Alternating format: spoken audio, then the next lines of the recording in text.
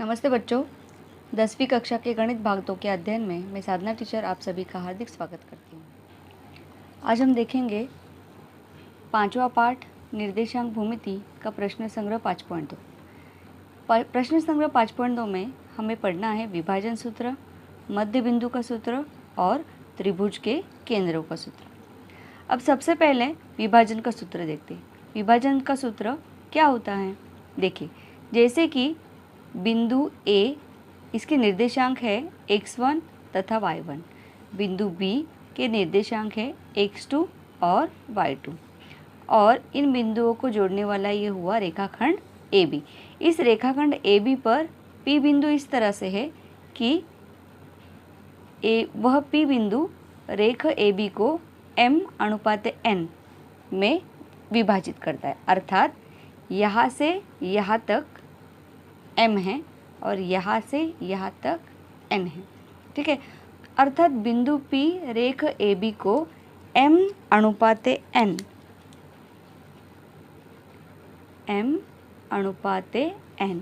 इस अनुपात में विभाजित करता है।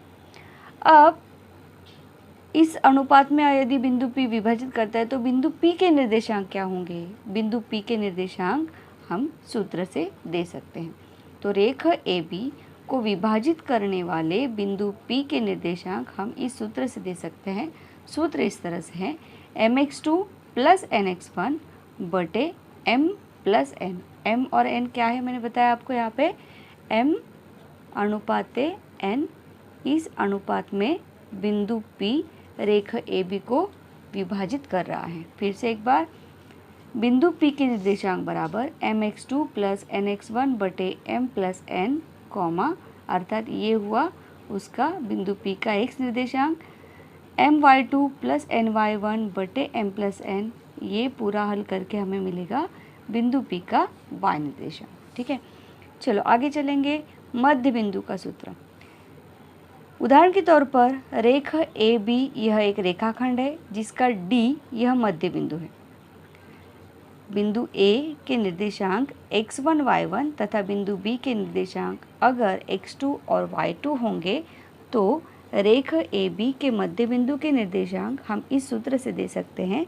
सूत्र है x1 प्लस x2 बटे 2। इस सूत्र से हमें मिलेगा बिंदु D अर्थात मध्य बिंदु का x निर्देशांक और y1 प्लस y2 बटे 2। इस सूत्र को इसको हल करके हमें मिलेगा बिंदु D का y निर्देशांक, अर्थात मध्य बिंदु के निर्देशांक बराबर x1 प्लस x2 बटे 2, y1 प्लस y2 बटे 2। इसके बाद है त्रिभुज के केंद्रों के निर्देशांक। त्रिभुज के केंद्रों के निर्देशांक के लिए आपको सबसे पहले केंद्र क्या होता है वो समझना आवश्यक है।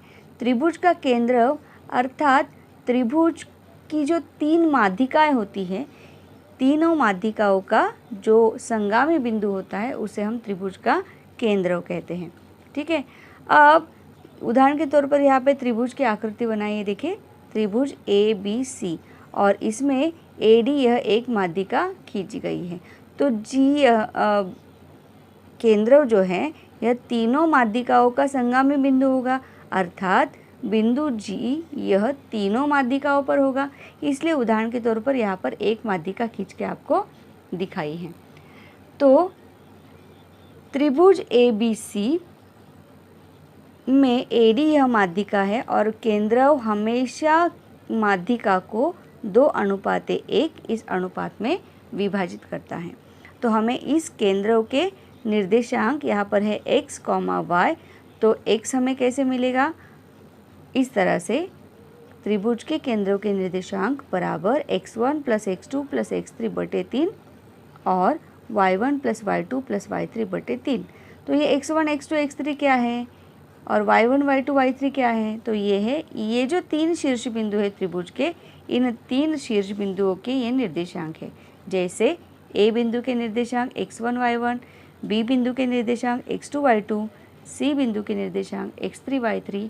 इस तरह से हमें इन तीनों का योगफल और बटे में 3, इस सूत्र का उपयोग करके हमें यहाँ से हमें मिलेगा G बिंदु का x निर्देशांक और यहाँ से हमें मिलेगा G बिंदु का y निर्देशांक। अब हम देखेंगे प्रश्न संग्रह 5.2 का पहला प्रश्न।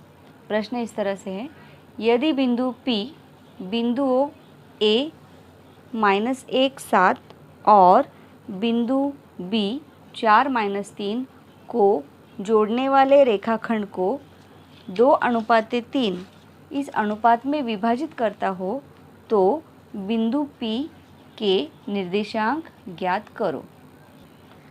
प्रश्न समझने के लिए सबसे पहले आपको आकृति बनानी होगी। देखिए यहाँ पर क्या दिया है कि यदि बिंदु P बिंदुओं A और B को जोड़ने वाले रेखाखंड को, अर्थात रेखाखंड A और B बिंदु जोड़कर बनाया गया है। तो चलिए हम यहाँ पर आकृति बनाते हैं।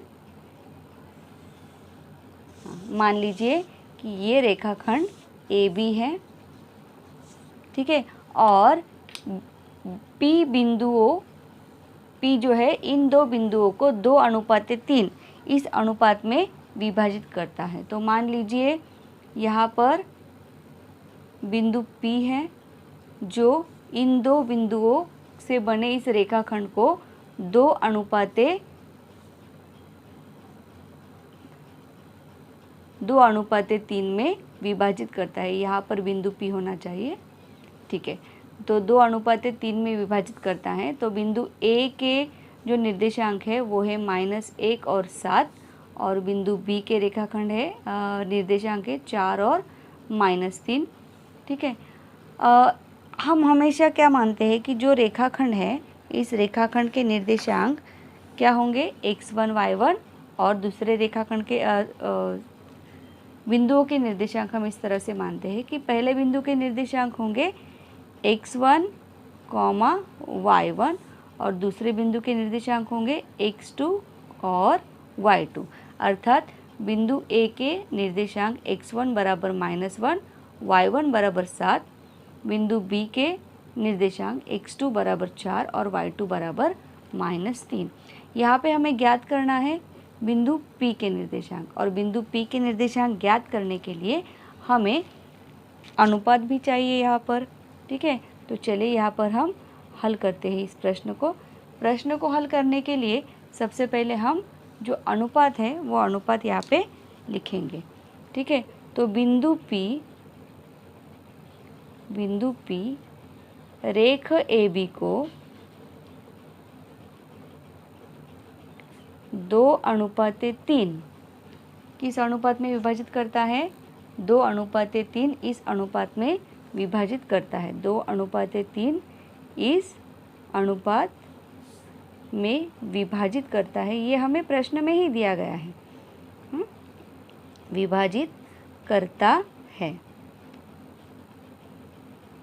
तो सूत्रानुसार, अब सूत्र में जो अनुपात होता है वो अनुपात हम कैसे लिखते हैं, सूत्र में इस तरह से लिखते हैं, m/n बराबर 2:3, इसलिए m/n बराबर 2:3। तो हमें यहाँ पे m/n क्या है वो भी पता चल गया।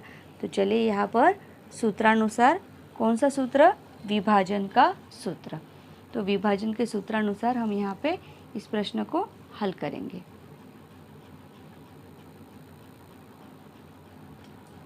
हमें यहाँ पर बिंदु P के निर्देशांक ज्ञात करने हैं। तो माना बिंदु P के निर्देशांक, यहाँ पे हम बिंदु P के निर्देशांक मानेंगे, माना बिंदु P के निर्देशांक यह x तथा y है, अर्थात उसका x निर्देशांक x और y निर्देशांक y है, ठीक है। तो रेखाखंड विभाजन के सूत्रानुसार, रेखाखंड विभाजन या रेखाखंड के विभाजन सूत्रानुसार, क्या है रेखाखंड का विभाजन सूत्र, अभी आपको बताया था कि रेखाखंड के विभाजन का सूत्र जो है वो इस तरह से लिखते हैं, x बराबर mx2 प्लस nx1 बटे m प्लस n बराबर, अब यहाँ पे हर एक का अपने हमें क्या करना है, मान प्रस्तापित करना है। m n 2 3, तो m का मान हुआ 2, n का मान हुआ 3, ठीक है। तो m की जगह क्या लिखेंगे हम, 2। फिर है x2 का मान कितना है, देखिए यहाँ पे आकृति में x2 बराबर कितना है, 4, तो 2 गुणे 4, ठीक है, प्लस nx1, तो n का मान कितना है, देखिए n का मान है 3, तो 3 गुणे x1 का मान कितना है, देखिए -1, बटे क्या है, m प्लस n कितना है, 2 प्लस 3। तो चलिए इसको हल कर देंगे हम, बराबर 2 गुणे 4, 2 चौक 8, ये आप नीचे नीचे भी हल कर सकते हैं, 2 चौक 8 प्लस, लेकिन यहाँ पे माइनस है, 3 एकम 3, माइनस हो गया, तो यहाँ पे -3 बटे 2 और 3 कितना हो गया, 5, बराबर 8 में से 3 माइनस करो कितना आता है, 5 बटे 5, 5 बचे 5 कितना हुआ, 1। तो यहाँ पर हमें x का मान जो है वो 1 मिला है। अब हम इसी तरह से y का मान भी ज्ञात करेंगे। y के मान के लिए वही सूत्र my2 प्लस ny1 बटे m प्लस n, मान प्रस्तावित करेंगे। m का मान कितना है, 2, तो 2 गुणे y2 कितना है, देखिए -3 प्लस ny1, तो n का मान वापस एक बार कितना है, n का मान देखिए 3 है, तो 3 गुणे y1 का मान कितना है, देखिए 7 बटे m प्लस n कितना है, 2 प्लस 3, बराबर 2 तिहाई 6, लेकिन यहाँ पे आएगा -6 क्योंकि 3 जो है माइनस है, फिर प्लस 7 त्रिक 21 बटे 5, बराबर अभी 21 में से 6 माइनस कीजिए, कितना आया, 15 बटे 5, बराबर 5 से 15 में भाग लगाइए, 5 एकम 5, 5 तिहाई 15, ठीक है। तो यहाँ पर y का मान आया 3। तो इस तरह से हमें बिंदु, हमने x और y को क्या माना था, बिंदु P के निर्देशांक, तो बिंदु P के निर्देशांक यहाँ पे हमें मिले, उत्तर लिख देंगे हम। बिंदु P के निर्देशांक क्या मिले हमें, बिंदु P के निर्देशांक बराबर कितना मिला, x निर्देशांक 1 और y निर्देशांक 3 है।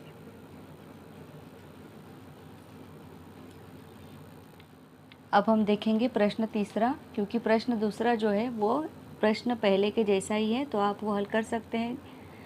यदि P dash T dash Q है, तो बिंदु T -1 6, बिंदु P -3 10 और बिंदु Q 6 -8 को जोड़ने वाले रेखाखंड को किस अनुपात में विभाजित करता है, यह ज्ञात कीजिए।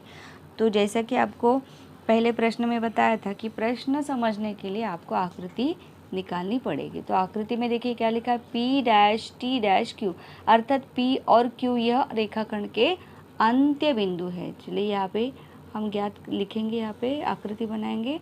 तो ये बनाया हमने एक रेखाखंड के अंत्य बिंदु है P और Q, तो P और Q ये रेखाखंड के अंत्य बिंदु हैं, और ये पहला बिंदु है, तो इसको हम x1 और y1 निर्देशांक, और इसके निर्देशांक होंगे x2 और y2, और बिंदु T जो है ये इनको विभाजित करता है, तो यहाँ पर बीच में कहीं बिंदु T होगा। बिंदु T के निर्देशांक यहाँ पे दिए गए हैं, ये हमेशा कितने होते हैं, x और y हम इनको मानते हैं, तो x और y यहाँ पे लिख दीजिए।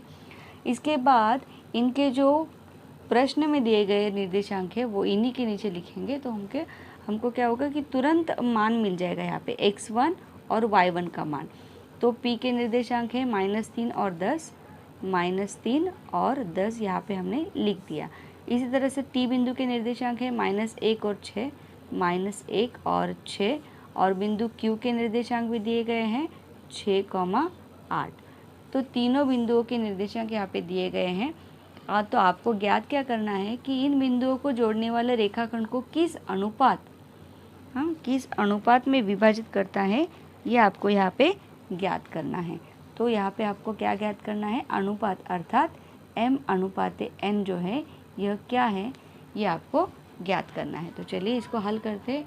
हल करने के लिए हम उसी तरह से दूरी के सूत्र का उपयोग करेंगे। तो दूरी के सूत्र का नहीं, रेखाखंड के विभाजन के सूत्रानुसार। तो रेखाखंड हल रेखाखंड के विभाजन सूत्रानुसार।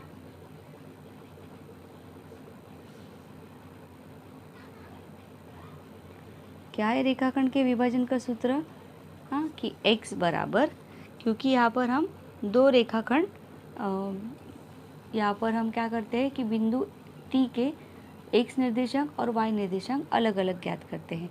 तो दूरी के रेखाखंड के विभाजन के सूत्रानुसार x बराबर mx2 प्लस nx1 बटे m प्लस n बराबर, और इसी तरह से y बराबर my2 प्लस ny1 बटे m प्लस n। हमने दोनों सूत्र लिख दिए। अब केवल मान प्रस्तापित करेंगे। मान प्रस्तापित करने के लिए हमारे पास m और n के मान नहीं है, परंतु हमारे पास x और y के मान हैं जो हम इसमें प्रस्तापित कर सकते हैं। ठीक है, तो यहाँ पर हम यहाँ पर छोड़ के भी x के मान प्रस्तापित कर सकते हैं, लेकिन ठीक है फिलहाल यहाँ पे रहने दीजिए। x x2 का मान कितना है देखिए 6, तो m गुणे 6 प्लस nx1, तो x1 का मान कितना है प्लस nx1 का मान देखिए क्या है -3, तो n गुणे -3 बटे m प्लस n, नीचे m प्लस n, इतना आ गया।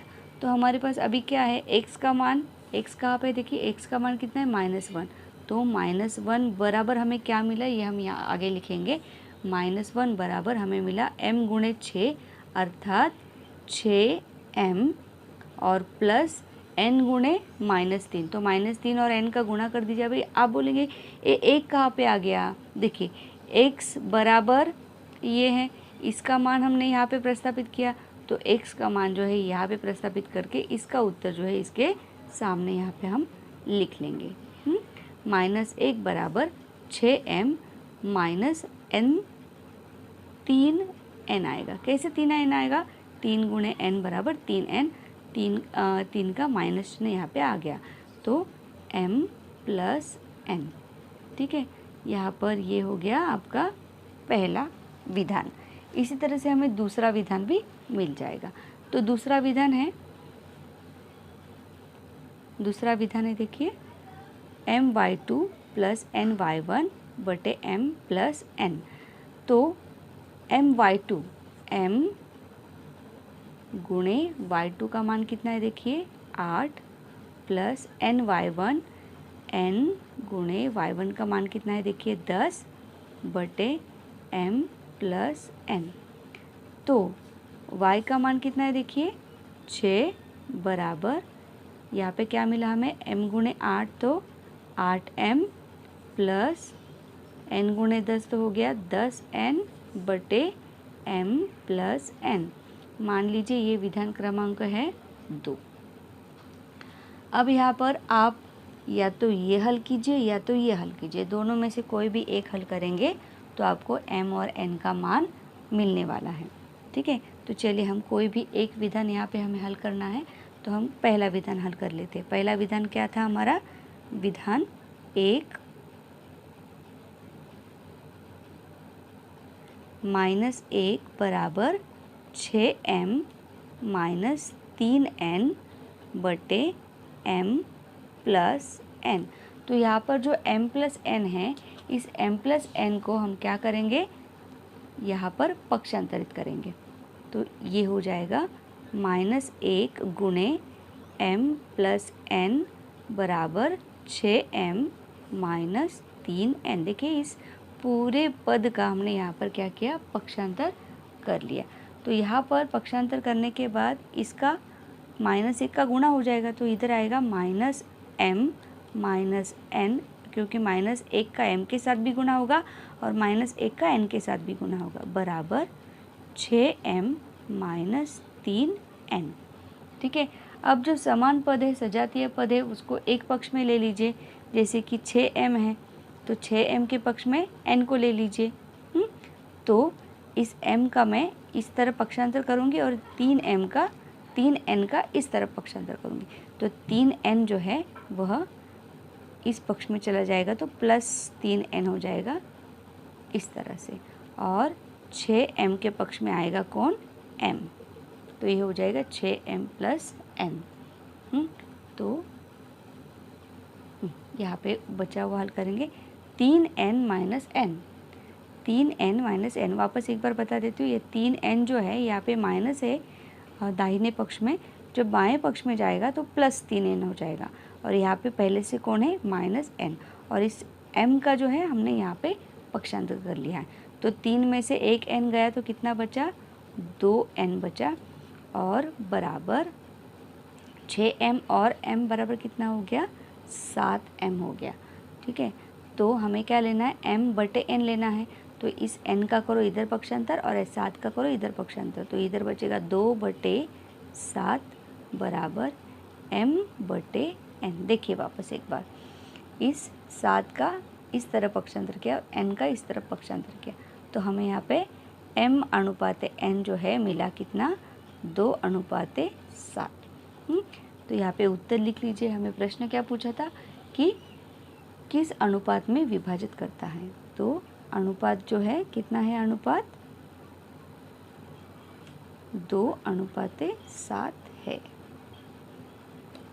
आप पूरा उत्तर भी लिख सकते हैं कि बिंदु T रेख PQ को 2/7 इस अनुपात में विभाजित करता है।